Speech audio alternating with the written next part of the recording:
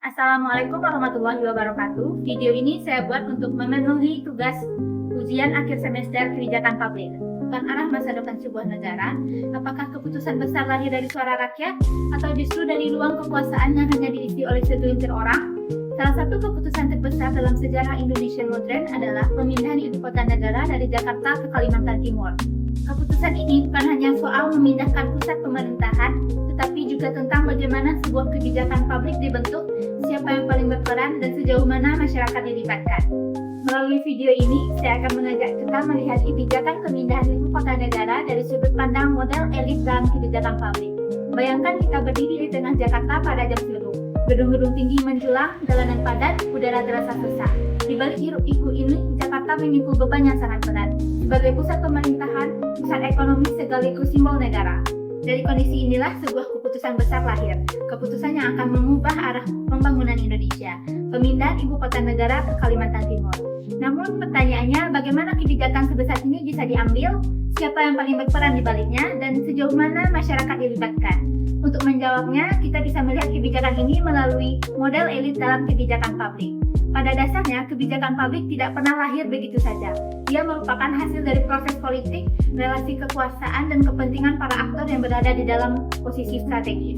Dalam model elit, kekuasaan tidak tersebar merata di masyarakat, melainkan terkontaminasi pada sekelompok kecil elit politik dan ekonomi. Thomas Erdai menyebutkan bahwa kebijakan publik adalah apapun yang pemerintah pilih untuk dilakukan atau tidak dilakukan. Artinya, kebijakan sangat bergantung pada aktor yang memiliki wewenang formal. Dalam model ini, kebijakan lebih mencerminkan nilai dan kepentingan elit dibandingkan aspirasi masyarakat luas. Jika kita kaitkan dengan pemindahan ibu kota negara, pada ini terlihat cukup jelas. Keputusan awal pemindahan IKN datang langsung dari presiden dan lingkungan elit pemerintahan. Wacana ini memang sudah muncul sejak lama, tetapi baru benar-benar diwujudkan secara konkret pada masa pemerintahan Presiden Joko Widodo. Pemerintahan menyampaikan beberapa alasan, mulai dari ketimpangan pembangunan antar Jawa dan luar Jawa, beban lingkungan Jakarta yang semakin berat sehingga kebutuhan akan simbol transformasi nasional secara konsep. Alasan ini terdengar rasional dan visioner. Namun, di sisi lain muncul pertanyaan penting, di mana posisi masyarakat dalam proses pengambilan keputusan ini? Dalam praktiknya, masyarakat tidak pernah secara langsung dimintai pendapat tentang perlu atau tidaknya pemindahan ibu kota. Proses pembahasan Undang-Undang Nomor 3 Tahun 2022 tentang IKN pun berlangsung relatif cepat. Lembaga legislatif lebih banyak berperan mengkonfirmasi keputusan eksekutif dibandingkan menjadi ruang perdebatan publik yang lebih luas. Inilah ciri utama model elit. Keputusan bersifat top-down, cepat, dan terkonsentrasi pada elit. Dominasi yang elit tidak hanya terlihat dari sisi politik, tetapi juga dari sisi ekonomi. Pembangunan IKN dirancang dengan skema pembiayaan yang melibatkan investasi swasta dan kerjasama dengan badan usaha. Kondisi ini membuka ruang besar bagi elit ekonomi untuk terlibat langsung dalam proyek negara berskala besar. Dalam konteks Indonesia, kebijakan pembangunan seringkali menjadi arena pertempuran kepentingan elit politik dan elit ekonomi. Hal ini menimbulkan kekhawatiran bahwa kebijakan pemindahan IKN tidak sepenuhnya berorientasi pada kepentingan publik, melainkan juga mengakomodasi kepentingan kelompok tertentu yang memiliki modal dan akses kekuasaan. Salah satu kritik paling kuat terhadap kebijakan ini adalah minimnya partisipasi publik yang bermakna. Partisipasi yang terjadi lebih bersifat prosedural, masyarakat diberi informasi tetapi tidak benar-benar dilibatkan dalam pengambilan keputusan.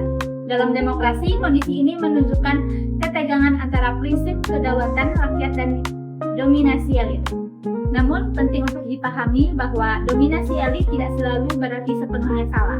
Untuk kebijakan jangka panjang dan berskala besar seperti pemindahan IKN, kepemimpinan yang kuat memang dibutuhkan. Masalah muncul ketika kekuasaan tersebut tidak diimbangi dengan transparansi, akuntabilitas, dan ruang partisipasi publik. Kebijakan yang baik bukan hanya kebijakan yang sah secara hukum, tetapi juga kebijakan yang diterima secara sosial. Tanpa legitimasi dari masyarakat, kebijakan berisiko menghadapi penolakan dan hambatan dalam pelaksanaannya.